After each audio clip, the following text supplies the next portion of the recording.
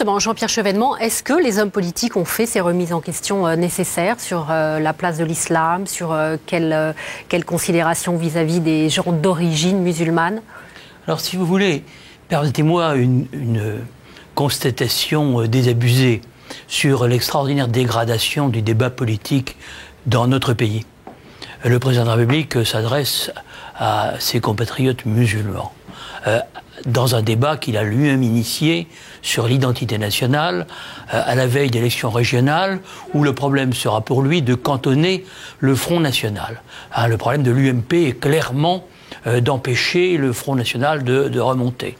Donc on fait une campagne sur un thème préalablement choisi, avec toutes les techniques de la communication et avec des amalgames regrettables. Par exemple, les musulmans sont une chose.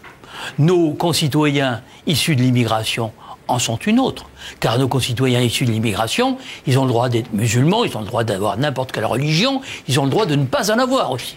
La liberté de conscience s'applique aussi à eux. Donc il y a une confusion très grave entre nos concitoyens issus de l'immigration puis les musulmans. On veut les cantonner dans une appartenance religieuse. Évidemment, c'est leur droit. Et en plus, j'aurais mauvaise grâce à le contester. J'ai moi-même, en tant que ministre de l'Intérieur, initié la consultation qui visait à créer des organes représentatifs du culte musulman, une instance cultuelle, pas une instance communautariste. Donc il y a énormément de confusion et je dirais que l'ethnicisation des problèmes sociaux en France, malheureusement, ça remonte à il y a déjà très longtemps.